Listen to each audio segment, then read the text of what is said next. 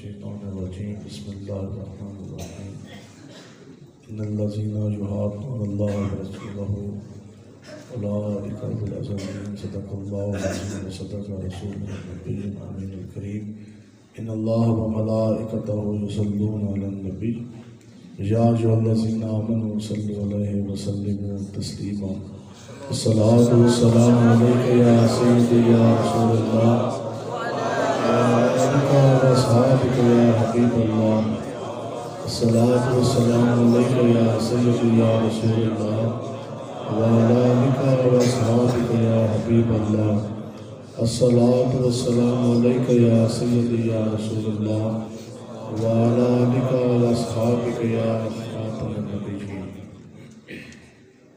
آپ تمام لوگ حضور علیہ السلام کے غلام تشریف فرمائیں۔ تو جیسے آپ اس گاؤں کے رہنے والے ہیں اور اللہ نہ کرے اگر اس گاؤں کے اوپر کوئی چوروں کا یا ڈکیتوں کا حملہ ہو جائے تو پھر بتاؤ کہ اس گاؤں کے جو آپ غیور حضور کے غلام بیٹھے پھر آپ کے گھروں کا تحفظ کون کرے گا؟ جی کراچی والے آگے کریں گے، جی ہندو آئیں گے، تو آج اگر دین کے اوپر حملہ ہے تو دین کا تحفظ کس نے کرنا ہے؟ آپ لوگ تو کریں گے نا جی انشاءاللہ۔ اور آپ تمام لوگ غیرت مند بھی ہیں، اللہ نہ کرے کہ کسی کی ماں بہن بیٹی کی عزت کے اوپر حملہ ہو تو انسان تمام اخلاقیات ہر چیز بندہ بلائے تاک ڈال کر بندہ میدان عمل میں آ جاتا ہے۔ تو آپ سب لوگ عزت غیرت والے بیٹھے ہیں، ہمارے جیتے جی کسی کے اندر یہ جرت نہیں ہے کہ کوئی ہماری ماں بہن بیٹی کی طرف آنکھ اٹھا کے وہ دیکھ لے۔ پھر اتنی غیرت ہمارے اندر ضرور موجود اور لوگوں کو بھی یہ پتا کہ اس کا غیرت والا بیٹا، اس کا بھائی، اس کا باپ، اس کا شوہر زندہ، اس کے جیتے جس کی ماں بہن بیٹی کی طرف ہم آنکھ اٹھا کے نہیں دیکھ سکتے۔ پھر بتاؤ کہ آقا و مولا کی امتی ہونے کی حیثیت سے ہماری کیا ہماری یہ ذمہ داری نہیں بنتی کہ ہمارے اندر اتنا بھی ایمان غیرت کا ایک قطرہ بھی موجود، ذرہ بھی نہیں کہ ہمارے جیتے جی پھر آقا و مولا کی شان اقدس میں گستاخی کس طرح ہو جائے؟ اپنی ماں بہن بیٹی کی تو عزت کی میں نے اور آپ نے ہم سب نے خوب حفاظت کی، تو آقا و مولا کی عزت ناموس کی پہرے داری کے لیے پھر کس نے باہر نکلنا ہے؟ تو نکلیں گے نا جی انشاءاللہ۔ بس یہی محنت ہے، یہی بات ہے۔ تحریک لبیک یا رسول اللہ کا ایک ہی دستور یہی منشور ہے کہ انہیں جانا نہ رکھا غیر سے کام، للہ الحمد میں دنیا سے مسلمان کیا، لیکن کس طرح مسلمان جائیں گے؟ بس ایک نعرہ لگا دیا اور یہ کہہ دیا جی غلام رسول میں موت بھی قبول ہے۔ اگر غلام رسول میں موت قبول ہے کس کس کو قبول ہے جی؟ اچھا غلام رسول میں موت تو قبول ہے تو غلام رسول میں ایک پرچہ قبول کوئی نہیں، یا تو پھر بیٹھ کر آپ جھوٹ نہ بولیں۔ اب ایک بندہ یہ نعرہ لگاتا ہے جو غلام رسول میں موت بھی قبول ہے، یعنی یہ ہے کہ سامنے کوئی کافر آ جائے وہ کہے جناب اب میں نے گولی چلانی ہے، کون ہے حضور کا غلام جو سامنے کھڑا ہوگا؟ موت قبول کا مطلب یہ نہیں کہ پھر بندہ جناب رضائی کے اندر گھس جائے یا بندہ بھاگ جائے۔ موت قبول کا مطلب یہ ہے کہ سامنے اللہ کے رسول کے دشمن آ کے کھڑے ہو جائیں اور وہ آپ کو یہ کہیں کہ اب ہم نے گولی چلا دینی۔ حضور کا غلام وہ ہے کہ سینہ پاک کے کھڑا ہو اور کلاشنکوف کے سامنے کہ ادھر آ تو گولی چلا، میں حضور کی عزت ناموس کے لیے اس علاقے میں سب سے پہلے اپنا سینہ چھلنی کرانے کے لیے میں تیار ہوں۔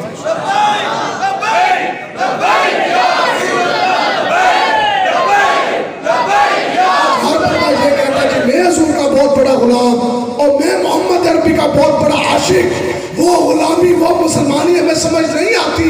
ہو بندہ حضور کا غلام اور جو حضور کا امتی اپنے نبی رحمت کے لیے ایک پرچہ بھی نہ کٹوا سکے، پھر بتاؤ کیا وہ حضور کا غلام ہے؟ جو انسان پوری زندگی 2 دن 2 راتیں جیل کی سلافوں کے پیچھے نہ گزار سکے، کیا وہ حضور کا غلام ہے؟ جو انسان پوری زندگی کسی تھانے دار آرام خور کے آنکھ میں ڈال کے نہ بات کر سکا، جو انسان پوری زندگی دنیا دار کمینے کسی ایم این ایم پی اے کی آنکھ میں آنکھ ڈال کے نہ بات کر سکا، وہ حضور کا غلام نہیں، حضور کا غلام ہے غازی ملک ممتاز حسین قادری صاحب۔ غلامی رسول کیا ہے کہ سامنے ڈھالا کی جیل ہو، صبح 4 بجے کا قریب وقت ہو، سامنے پھانسی کا پھندا لگاؤ، پھر ممتاز قادری کی ٹانگیں کانپی نہیں بلکہ سیدھا تان کے چلا اور پھانسی کا پھندا چوٹ کے لبیک یا رسول اللہ کا نعرہ لگا.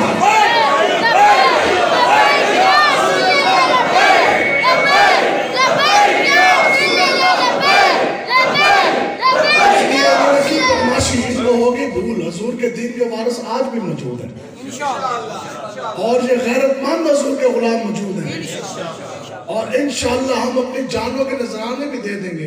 ہم بات کرتے ہیں ہتکڑی کے, آج اتنا ہی کہا جاتا ہے. اب بتائیں آپ کو خالی اتنا کہا جائے کہ آپ پہ پرچہ کاٹ دیا جائے گا اگر آپ اپنے نبی کی عزت ناموس کے لیے نکلیں گے. اب دو شخص سامنے آئیں گے منظر عام پر. ایک وہ کمینہ جو یہ کہے گا نہیں اللہ کا واسطہ میرے تو پرچہ نہ کٹنا تو میں باہر نہیں نکلتا. کیا وہ حضور کا غلام ہے؟ آپ پر ہتکڑی لگا دی جائے گی تو بندہ کہے نہیں او جی میں نہیں حضور کا غلام وہ نہیں ہے. حضور کا غلام وہ ہے یہ آپ کو کہنا جی ایک پرچہ آقا اور رب کعبہ کی عزت کی قسم اپنے آقا و مولا کے لیے لاکھ پرچے بھی دو تو پھر بھی لبیک یا رسول اللہ. تم کہتے ہتکڑی کے تو انشاءاللہ ہتکڑی لگوا کر ہتکڑی چومنے کے لیے ہم تیار ہیں. تیاری ہے نا جی انشاءاللہ. لبیک لبیک یا رسول اللہ, لبیک لبیک لبیک یا رسول اللہ, لبیک لبیک لبیک یا رسول اللہ, لبیک لبیک یا. فرانسیسی سفیر کو ہم نے ملک پاکستان سے نکلوانا آئیں گے جی انشاءاللہ. اس سے ہلکی بات نہیں ہو سکتی. اس سے ہلکی بات ہو سکتی ہے؟ اس سے ہلکی بات کرنے والا بے دین بھی ہے اور بے غیرت بھی ہے. شیدہ ٹلی شیخو بے غیرت وہ کہتا ہے جی ہم لبیک کے ساتھ رابطہ کرنے کی کوشش کر رہے ہیں اور ہماری کوشش یہ ہے کہ کوئی درمیانی راستہ نکلے. اب سمجھانے کی بات اس لیے اس کو میں بغیرت کہہ رہا ہوں, ہے جو بغیرت.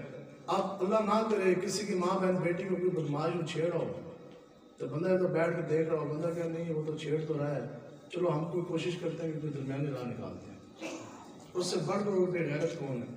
تو وہ شیخو کہتا ہے وزیر داخلہ نہیں جی ہم اس میں ہم کوشش کر رہے ہیں کہ کوئی درمیانی راہ نکلے. اب بتاؤ کیا درمیانی راہ اس میں ہو سکتی ہے؟ یہ مسئلہ ناموس رسالت حرمت مصطفیٰ کا ہے, اس میں درمیانی راہ نہیں ہے. وہ جو یہ کہتے ہیں نا درمیانی راہ دین اسلام میں کوئی نہیں. یہ بات آپ نے ذہن میں رکھنی. دین اسلام میں راستے وہی ہیں یا آر ہیں یا پھر پار ہیں, اور گستاخ رسول کی سزا وہی ہے جو آقا و مولا فرما گے من سبا نبیشن من سبا نبیشن من سبا نبیشن. تو انشاءاللہ فرانس سفیر وہ کتے سے بھی زیادہ خنزیر سے بھی زیادہ پلید, اس سفیر کو ہم نے اس ملک پاکستان سے نکلوانا ہے. اس سے ہلکی بات نہیں. تو انشاءاللہ جیسے ہماری قیادت کی طرف سے حکم آئے گا چاہے وہ 20 اپریل ہو, ہم یہ کہتے ہیں جناب وہ تو رمضان آ جانا. رمضان میں کس طرح نکلیں گے؟ تو رمضان میں اس طرح نکلیں گے جس طرح ابو بکر صدیق مارکہ بدر کے لیے گئے. فتح مکہ بھی ہوا رمضان میں اور بدر کا مارکہ بھی برپا ہوا 17 روزہ سی. تو جمعے کا دن سن 2 ہجری غزوہ بدر ہو گیا, سامنے کفار آ کے کھڑے ہو گئے. تب حضور نے پوچھا اپنے غلاموں سے, ہاں میرے غلاموں آپ بتاؤ, پورا کفر آ کے سامنے کھڑا ہو گیا, آپ بتاؤ کہ جانا چاہیے کہ نہیں؟ بتائیں جی کسی ایک صحابی نے یہ کہا ہو کہ جناب وہ جیسے روزہ رکھا ہے, اب تو روزے ہیں, اب ہم کس طرح جائیں گے؟ ٹھیک, تو یہ آپ نے ذہن میں بات رکھنی ہے. نمازیں, حج, زکوٰۃ, صدقات, یہ سارا کچھ آپ کرتے رہیں, لیکن نمازی کی نماز تب ہی درجہ قبولیت تک پہنچے گی جب نماز پڑھنے والے کے سینے کے اندر عشق مصطفیٰ ہوگا.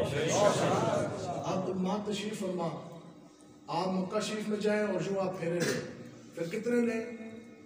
1000, پھر لاکھ, پھر کروڑ, ارباں کھرباں سے پھیرے لے لو. وہ پھیرے کے پھیرے ہی رہ جانے.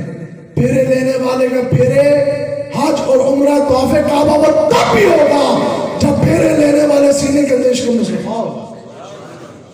ہے یہ بات یا نہیں ہے؟ تو جو منافق ہوتا ہے نا اس کی اپنی ترجیحات ہوتی ہیں, وہ اپنی مرضی سے دین پہ چلتا ہے. یعنی دل آیا تو داڑھی رکھ لی, تو پھر کوئی بیاہ آیا گھر کے اندر تو جناب داڑھی موڑ دیتی. منافق ہے. یہ منافق کی اپنی ترجیحات ہوتی ہیں.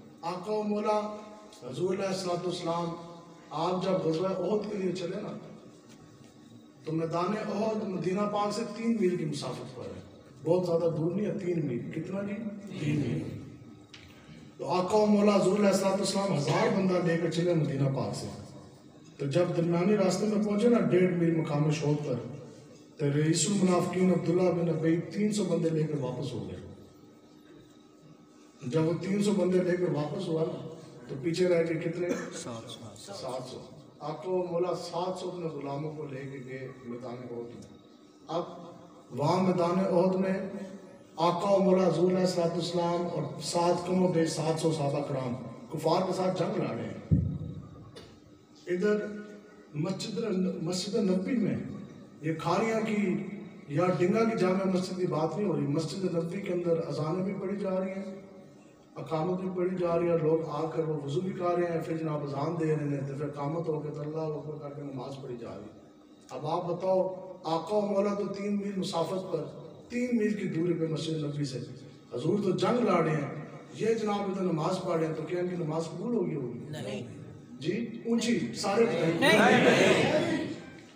کیوں؟ کیونکہ آقا و مولا کی دین کے اوپر حملہ تھا. ٹھیک. اب آقا و مولا کے عقیدہ ختم نبوت، رسول اللہ کی عزت ناموس کے اوپر حملہ ہو، حضور کے غلام مسلمان مومن وہ بیٹھے ہوں فیض آباد آقا و مولا کی عزت ناموس اور ختم نبوت کی پہلے داری راستے، تو ڈنگے جناب آگے تسی نمازہ پڑھ رہے ہو، تو پھر دسو تہاڈی نماز قبول ہو جائے گی؟ اب بھی یہاں بھی بولے نا، ہم بھی بولو یہ تو بات ہے، ہم دین ہی وہ چاہتے ہیں. بس ٹھیک ہے، پکاؤ حلوہ تو کھاؤ حلوہ. مسئلہ اصل میں یہ ہے، مسائل پتہ ہے کہاں سے بنے ہیں؟ مسائل کہاں سے بنے ہیں؟ 2 باتیں. جن لوگوں نے بیان کیا انہوں نے کھول کے پورا دین بیان بھی نہ کیا.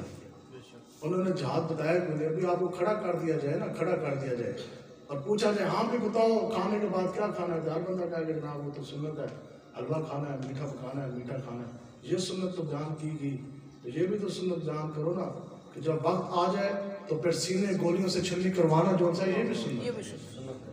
صحابہ کی سنت ہے کہ نہیں ہے؟ بالکل. اب یہ تو بات انہوں نے بتائی گی کہ آقا و مولا حضور علیہ السلام نے اپنی چادر جو سے وہ ایک کافر کی بیٹی کو دے دی. یہ اس عمل میں کتنا وقت درکار ہوگا؟ زیادہ سے زیادہ 1 منٹ. 1 منٹ کا یہ عمل مبارک ہے نا. بیٹی آئی کافر کی، آقا و مولا نے جو چادر دے دی. یہ 1 منٹ کی سنت اس لیے بیان کی گئی کہ لوگوں کو یہ پتہ لگے نہیں جی کافروں کے ساتھ بڑا اچھا جو ہے وہ تعلق رکھنا چاہیے. تو وہ بھی تو بتاؤ کہ جب ایک غزوہ بنی قینقاع، جب قینقاع یہودیوں کا ایک قبیلہ ہے، ایک یہودی نے خالی ایک عورت کے سر کے اوپر سے چادر کھینچی تو آقا و مولا حضور علیہ السلام نے 15 دن جنگ لڑی. کتنے دن جی؟ 15. پھر کیا کیا؟ پھر ان کو جناب مدینہ پاک سے نکال دیا. مدینہ پاک سے قینقاع والوں کو جناب ہمیشہ کے لیے 15 دن محاصرہ رہا. 15 دن آقا و مولا نے خالی کس بات کو جنگ لڑی؟ تمہاری جرت کس طرح ہوئی کہ تم نے ایک عورت کے سر سے یہ دوپٹہ کھینچ لی؟ تو اب یہ دین جو ہے وہ نہیں بیان کیا گیا. حضرت علی رضی اللہ تعالیٰ عنہ فرماتے ہیں کہ دین کے 8 حصے ہیں. کتنے حصے ہیں؟ 5 تو آپ سب کو یاد ہیں. ہم جب چھوٹے ہوتے تھے کتابوں میں جہاد فی سبیل اللہ پڑھایا جاتا تھا، وہ بھی گیا. ہاں جی. 6واں حصہ کون سا ہے؟ جہاد فی سبیل اللہ. 7واں نیکی کا حکم دینا ہے. 8واں حالات جیسے بھی ہوں برائی سے جو ہے وہ روکنا ہے. ظالم جابر حاکم زمانہ کا پنجہ روکنا ہے. بتاؤ رحمت اللہ علیہ حضور کیجیے کہ یہاں تک آقا و مولا کی رحمت اللہ علیہ ہے کہ کافر کی بیٹی کو چادر دے دے. یہ بھی آقا و مولا کی شان ہے اور یہ بھی حضور کی شان ہے کہ جب مسلمان کی بیٹی کی باری آئے تو مسلمان کی بیٹی کو چادر کا تحفظ بھی رحمت اللہ علیہ ہے یا نہیں ہے؟ یہ بات آپ بتاؤ. ہم مجھے دین امن کا درس دیتا ہے. کیا دین کا یہ امن ہے کہ جناب آپ T20 میچ سامنے ہو رہا ہو اور آپ کی مسجد کو آگے تالا لگا دیا جائے تو آپ کو کہا جائے نہیں جی دین تو امن کا درس دیتا ہے؟ یہ امن ہے یا یہ بغیرتی ہے؟ محلے کے اندر لوگ آ کے لوگوں کی ماں بہن بیٹی کو چھیڑے، آپ کو کہنے نہیں آپ نے اس کو کچھ نہیں کہنا. کیوں؟ کیونکہ دین امن کا درس دیتا ہے. تو یہ امن اور بغیرتی جو ہے نا یہ 2 علیحدہ چیزیں ہیں. تو اب یہ لمبی بات آیا نہیں کہ جہاد کا فرض عین ہوتا ہے تو کب فرض کفایہ ہوتا ہے. آج جو حالات ہیں آج تو فرض عین ہے جہاد. جہاد فرض کفایہ تو تب تک ہے، پہلی اس کی شرط یہ ہے جہاد فرض کفایہ تب. آج ہی بحث ہے نا. فرض کفایہ یہ ہوتا ہے جس طرح نماز جنازہ جتنے لوگ اس کے لیے کافی ہیں انہوں نے پڑھ لیا تو پورے لوگوں کے اوپر سے فرضیت جو ہے وہ ساقط ہو جائے گی. آپ لوگ جو ہے وہ گناہ گار نہیں ہوں گے. لیکن اگر کوئی بندہ نماز جنازہ نہیں پڑھتا تو پھر سب گناہ گار ہوں گے. آج طویل یہ جو ان سے یہود و نور کے ایجنٹ بیٹھے یہ کہتے ہیں نہیں جی وہ فرض جہاد تو ہے نہیں. مجھے بتاؤ کہ جہاد نہیں ہے ابھی جہاد ہے یا نہیں ہے؟ بولے ہے یا نہیں ہے؟ قرآن کی نص ہے, اللہ کا حکم ہے. تو کتنے لوگوں نے جہاد کیا کھڑے ہو؟ بتاؤ نماز ہے کہ نہیں؟ تو نمازیں پڑھ رہے ہیں. جہاد ہے کہ نہیں؟ تو کس نے کیا؟ تو کیوں نہ کیا؟ وہ کون سی زندگی ہے, وہ کون سا اسلام ہے جس کے اندر سے جہاد نکال دیا جائے؟ جہاد کا آپ سنیں. اب یہ بھی تو رات کو سوچے نا. اب وہاں سے آقا و مولا حضور علیہ السلام نے فرمایا کہ جو بے نمازی ہے اس کے ساتھ اٹھنا, اس کے ساتھ بیٹھنا, اس کے ساتھ کھانا, اس کے ساتھ پینا سب کچھ ناجائز ہے. کیوں؟ کیونکہ ہر وقت آسمان کے اوپر سے اس کے اوپر جو ہوتے ہیں وہ لعنتیں برستی رہتی ہیں. اب بندہ اور آقا و مولا نے فرمایا جو بے نمازی ہے اس کا ہر عمل ہی باطل ہے. اب بتائیں رات کو سوتے ہوئے بندے کو یہ سوچ تو آتی ہے یار اسی نمازیں نہیں پڑھتے تو ساڑھے میں پوچھو کہ نماز پڑھ گئے. کبھی یہ آپ نے سوچا ہے کہ یار ہم نے تو آج تک کبھی تلوار نہیں اٹھائی, آج تک ہم نے کبھی جہاد کیے نہیں, تو یہ ہم کیا جواب دیں گے؟ اب سنو, آقا و مولا حضور علیہ السلام نے فرمایا کہ جس انسان نے جہاد نہ کیا, یہ ہم سارے اسی میں شامل ہیں. جس انسان نے جہاد نہ کیا اور جہاد کو اس نے نیت بھی نہ کی, پکا ارادہ بھی دل میں نہ باندھا, حضور نے فرمایا وہ نفاق کی قسموں میں سے ایک قسم کے اوپر اس کی موت ہوگی. آسان الفاظ میں یہ ہے کہ حضور نے فرمایا کہ وہ مسلمان مومن کی موت نہیں مرے گا, وہ تو منافق کی موت مرے گا. جہاد تو فرض کفایت اس صورت میں ہے کہ جب آپ کافروں کو یہ کہتے ہیں کہ جناب آپ ہمارے حاکم جو ہمارا امیر ہے آپ اس کے اطاعت کریں. پہلی چیز, جہاد فرض کفایہ اس صورت میں ہے جب آپ ان کو یہ کہیں کہ اب تم ذلیل ہو کے رہو, جزیہ دے کے رہو. آج تو اس سے برعکس صورتحال ہے. آج تو یہود و نور کی غلامی خود بھی کرتے ہیں, الٹا ہمیں بھی جو ہے وہ مجبور کیا جا رہا ہے, ان کا ایجنڈا لایا جا رہا ہے نہیں کہ آپ نے یہ کرنا ہے. جہاد کفایہ تو تب ہے کہ جب آپ کفار سے جو ہے وہ جزیہ لیتے ہیں. یہاں تو الٹی بات ہے, یہاں تو الٹا جو ہے وہ یہود و نور سے جو ہے وہ جھنڈیاں کر کے ان سے پیسے دیے جا رہے ہیں. آپ مجھے بتائیں یہ سامنے کتنی دیر لگتی ہے کشمیر پہنچتے پہنچتے؟ سامنے ماں بہن بیٹی. جہاد فرض کفایہ تو تب ہے کہ جب مسلمانوں کی عزت آبرو خوفوں سے محفوظ ہے, وہ سب کچھ مان چکے ہیں, وہ اپنے ملک کے اندر اپنی حدود کے اندر اپنی سرحدوں کے اندر وہ مقید ہے, وہ پیچھے پیچھے اپنے ملک کے اندر ہے. تب تک جہاد جو ہے وہ امت کے اوپر فرض کفایہ ہے. جب کافر آپ کی سرزمین کے اندر آ جائے گا پھر تو جہاد فرض عین سے بھی بڑھ کر آ رہا تھا. آج کافر ہماری زمینوں پہ نہیں. انتہائی دکھ کی بات, ابھی شہر میں رات گزری, پوری رات جو بات ہوتی رہی. بیت المقدس پھر جناب اور جی کہ مسجد اقصی, ٹھیک ہے, بیت المقدس مسجد اقصی, یہ بات تو تم نے بیان کی تو یہ بھی شان کی. آقا مولا حضور علیہ السلام نے صحابہ رسول نے پوچھا عرض کی یا رسول اللہ سب سے پہلی مسجد کون سی بنی؟ آقا مولا نے فرمایا مسجد الحرام. عرض کی یا رسول اللہ اس کے بعد آقا مولا نے فرمایا مسجد اقصی. اب یہاں تک بات تو کی گئی, ابھی آپ کو ہم قربان ہی آپ سے بتا رہا ہے. آپ کے ساتھ اٹھا کے کسی سے بھی پوچھ لیا جائے بتائیں مسجد اقصی کس حال میں ہے, کوئی بتا سکتا ہے؟ یہودیوں کے قبضے میں ہے. اور ڈینس مائیکل نامی کافر نے اس کے اوپر جب دعویٰ بولا, جب حملہ کیا, آج سے تقریباً یہ 1969 کی یہ بات ہے, 51 سال ہو گئے. جو ہمارے بزرگ بیٹھے ہیں ان کی عمریں ان سے زیادہ ان کو بھی نہیں پتا ہوگا. آج سے 50 سال پہلے کافروں نے یہودیوں نے جب حملہ کیا مسجد اقصی پر, اس حال میں کہ امت سنی ہوئی تھی گاتے, پوری مسجد انہوں نے جلا دی.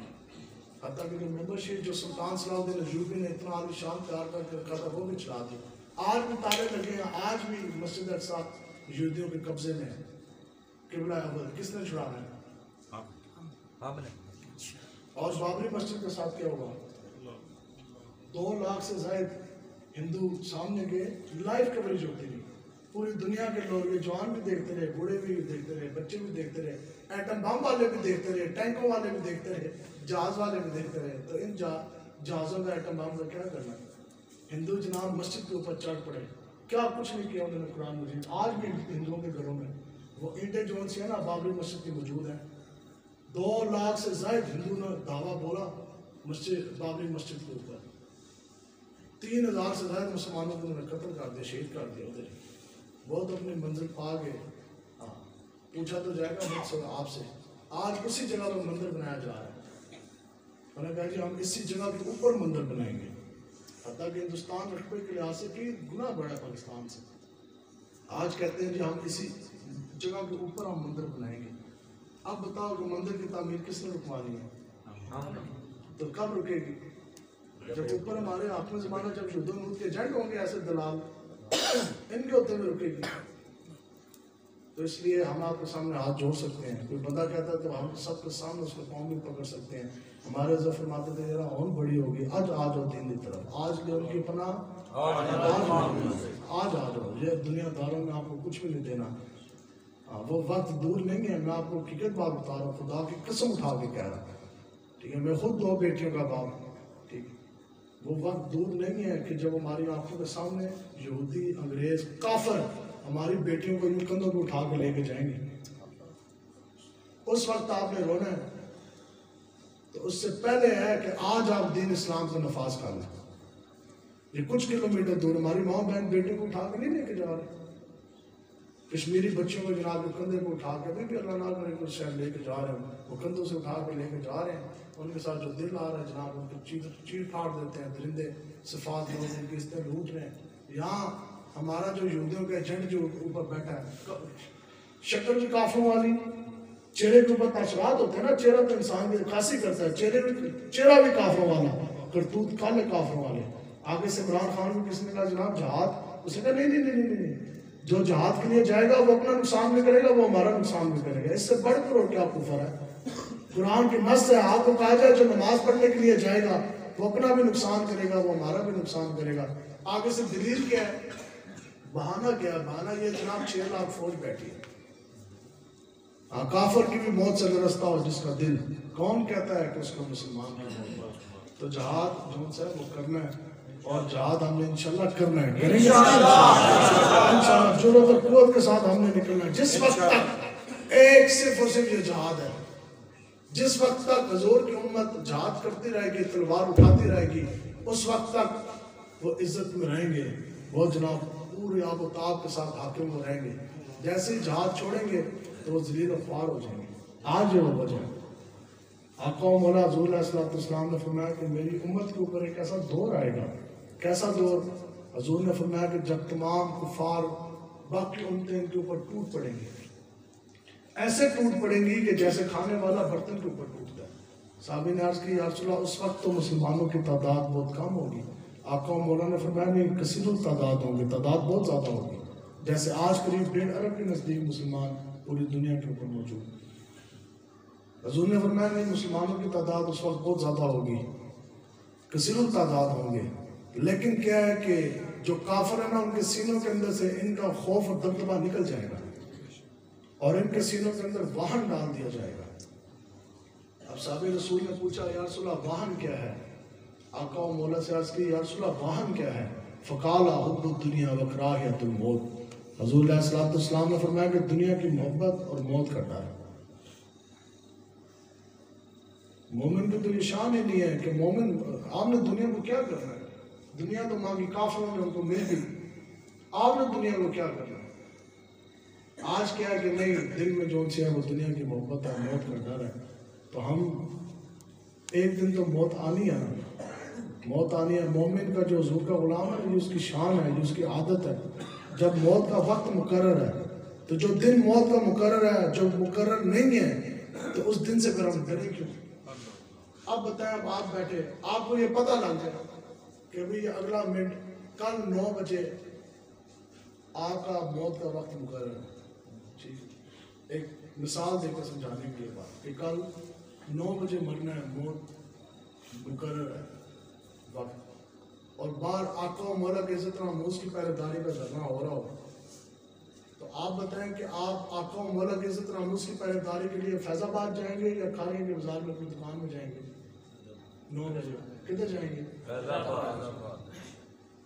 آپ کو یہ پتہ ہے کہ فلاں وقت موت مقرر ہے, ٹھیک ہے, تو پھر آپ تو یہ تو حضور کے غلاموں کی یہ شان ہے کہ جب موت کا وقت مقرر ہوتا ہے نا تو وہ موت سے بھاگتے نہیں ہیں, بلکہ اپنی جان آقا و مولا کے قدموں پر نچھاور کر دیتے ہیں. اس لیے آپ لوگ نکلے ہیں. یہ بڑی میں تو ایسے بھی آپ طبیعت بہت زیادہ خراب تھی, تو میرا بات یہ ہے کہ آپ لوگ پوری جرت کے ساتھ پوری قوت کے ساتھ نکلیں. آقا و مولا کا دین کا انشاءاللہ ہم نے نفاذ کرنا ہے. ہم اس دنیا میں اس لیے نہیں آئے کہ ہم کسی یود و نود کے ایجنٹ کی, کسی دنیا دار کمینے بے دین بندے کو ہم اوپر لے کر آئیں. یہ ذہن میں رکھنا ہے, زندگی انسان کو ایک مرتبہ ملتی ہے. آج آپ نے جس کو اپنا رب اور رہنما مانا, آپ نے قیامت والے دن میں اس کے ساتھ کھڑے ہونا ہے. جب پیسہ, جب عزت, جب سب کچھ آپ کو آقا و مولا کی وجہ سے ملا, تو پھر حضور کے دین کے ساتھ کھڑے تو ہو. صدقہ ان کا ملے, لٹائیں آپ جناب دنیا دار کمینوں پہ تو بہت ہوگی. آج لے ان کی پناہ اور آج مدد مانگ ان سے, آج توبہ کر کے اٹھیں. اللہ تبارک و تعالیٰ اس چیز کو پسند فرماتا ہے کہ میرا بندہ گنہگار ہو گئے, وہ میری طرف آئے. ایک مرتبہ تو آپ توبہ کریں, اللہ تبارک و تعالیٰ انشاءاللہ حضور کے صدقے آپ کی مغفرت فرمائے گا. ٹھیک ہے, تو انشاءاللہ آپ لوگوں نے تحریک لبیک یا رسول اللہ کا ساتھ دینا. آقا و مولا کی عزت نام اس کے لیے بھی نکلیں گے انشاءاللہ. آج کے بعد پیسہ دنیا دار کمینوں پہ خرچ نہیں ہوگا, وعدہ انشاءاللہ. آج کے بعد اگر پیسہ خرچ ہوگا تو وہ مساجد و مدارس کو خرچ ہوگا, وعدہ انشاءاللہ. ٹھیک ہے, تو آپ لوگوں نے پوری جرات اور پوری قوت کے ساتھ اٹھنا ہے. اللہ تبارک و تعالیٰ سے دعا ہے کہ اللہ تعالیٰ جس وقت تک ہم اس دنیا میں موجود ہیں, اللہ تعالیٰ ہمیں آقا و مولا کی غلامی عطا کرے, اور جب ہم اس دنیا سے جائیں تو پھر بھی محمد عربی کے غلام ہیں. اتنی محنت آپ نے کرنی ہے انشاءاللہ. جنازہ گئے جی, چلو اس جگہ میں چرپائی نہیں آنی, زیادہ تر لوگوں نے تو آ ہی جانی ہے نا, ویسے جو کہیں اور گیا ہے سمجھانے میں, اس جگہ میں چرپائی آنی ہے. اس دن اگر کسی نے یہ دیکھ کر کہا نا یرا اعلان جو ہو گیا, اور کسی نے یہ کہا تو دیکھو یرا آج نون لیگ والا مر گیا. ٹھیک ہے, پوری زندگی جن کے ساتھ وفا کی, جاتے جاتے نسبت بھی ان کی پائی, اور حضور نے فرمایا کہ جس کے ساتھ تم نے اس دنیا میں محبت کی, جس کو اپنا جانی لیڈر اور رہنما مانا, قیامت والے دن بھی اس کے ساتھ.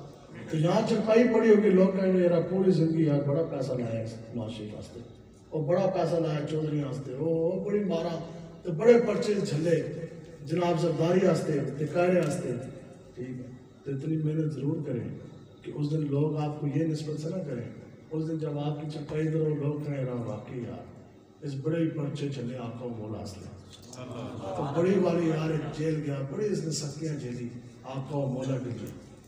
تو انشاءاللہ جب چپائی ہماری ادھر آئے تو اس دن یہ نہ ہو, جن کے ساتھ یہ وفادار ہے نا دنیا دار کمینوں کے ساتھ, یہ جب ایم پی آتے ہیں آپ روکا کریں, جب آپ کے ماں باپ کے جنازے پڑھیں ان کو کہیں کھڑا کریں, ان کو کہیں ہاں میں سناؤ نماز جنازہ سنا دو, خدا کی قسم یہ نہیں سنا سکتے.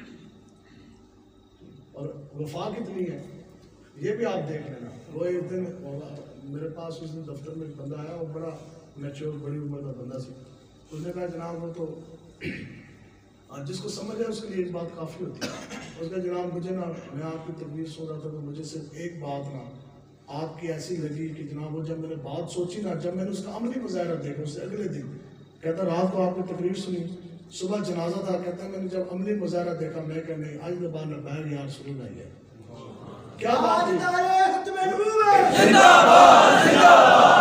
کافی ہو گیا, میں ختم کرتا ہوں. وہ بات میں نے یہ کی تھی کہ جن کے ساتھ آپ وفا کر رہے ہیں نا, جن کے لیے آپ پیسہ لگا رہے ہیں, آپ زور لگا رہے ہیں, دشمنیاں دے رہے ہیں, آپ ان کو ووٹ دے رہے ہیں, ٹھیک ہے, میں کہا یہ تو آپ کے اتنے وفادار ہیں کہ یہ جب آتے ہیں تو یہ تو ہوتے ہی بے وضو ہیں, تو وضو ہے بھی تو نماز جنازہ پڑھنا آتا کوئی نہیں, اور آپ کی مغفرت کے لیے یہ نہیں آتے خدا کی قسم, نہ یہ آپ کو درجات کی بلندی کی دعا کرنے کے لیے آتے ہیں, یہ تو اپنے ووٹوں کے لیے آتے ہیں کہ کل قرآن پھر جانا تھے, کہیں گے تو میرے پیو نے جنازہ کو نہیں پڑھا, آج تو کس منہ نہ لایا. تو میں اب یہ آپ کے ساتھ کتنی وفا کریں گے جن کا ہم آپ کو پیغام دینے ہیں, ہم کہتے ہیں آپ کو مولا کے ساتھ وفا کریں. ٹھیک ہے, تو جن کے لیے آپ بھاگ رہے ہیں نا دنیا دار کمینوں کے ساتھ, یہ ہم نے اپنے جنازے پہ دیکھ لینا ہے. جب میں نے اور آپ نے مرنا نا, یا ہمارے باپ نے جب مرنا ہے اس دنیا سے, تو وہ چہرہ بعد میں دیکھتے ہیں. ٹھیک ہے, تو اس طرح کر کے پیر اتنے کر کے تو پہلے اپنے پیر چھڑ دینے, اس طرح ہے یہ بات, پہلے وہ پیر چھڑ دینے. جن کے لیے آپ نے مارے کھائی, جن کے لیے آپ نے جناب کروڑوں تو لکھوں روپے لائے, تو برادری کو بھی ناراض کیا, بیٹھک کھولی تو چائے پلاؤ تو یہ کرو تو وہ کرو, آج پولنگ اسٹیشن کھولو تو آج پولنگ ایجنٹ بیٹھو. جب آپ نے مرنا, جب انہوں نے آنا نا, تو انہوں نے پہلے جناب پیروں کی تلویز دیکھ کے جناب انہوں نے تو دھوپ پہلے ہٹانی ہے, پھر جا کے انہوں نے آپ کا چہرہ دیکھنا. تو وہ بندہ کہتا ہے جناب ساڑھی ہوگی فوتگی, تو جنہوں نے پیچھے سے پوری زندگی مارا کھا دینا، او بندہ آ گیا، وہ فلانا بندہ MNA ہمارے جنازہ پڑھنے کے لیے، کہتا میری نظر اسی پہ تھی، کہتا وہی بات تھی جب ہوا نا جی، انہوں نے کہا کہ آپ آ جائیں، جب میرے والد صاحب کا اعلان ہوا انہوں نے کہا جی آ گئے ان کے والد صاحب کا چہرہ دیکھیں، تو کہتا ہے جیسے یہ اعلان ہوا تو اس نے پہلے جو پاؤں کیا تو اس نے پاؤں تلوں چلے آئے، ٹھیک، تو پھر اس نے آگے میرے پیو کا منہ دیکھا، تو میں کہ ابا جی تسی بھی زندگی کے نہ پیچھے رو چلی ہے، ٹھیک، تو اگر انہوں نے آقا و مولا کے ساتھ وفاق کیا تو پھر ان کو کیسی شانیں ملتی، تو کی محمد سے وفاق کیوں نے چیز ہے کہ لوگ کرم تیرے اللہ تبارک تعالیٰ سے دعا ہے اللہ تعالیٰ ہم سب کو آقا و مولا کی غلامی اس دنیا میں بھی عطا کرے، آخرت میں بھی عطا کرے، جمال ہے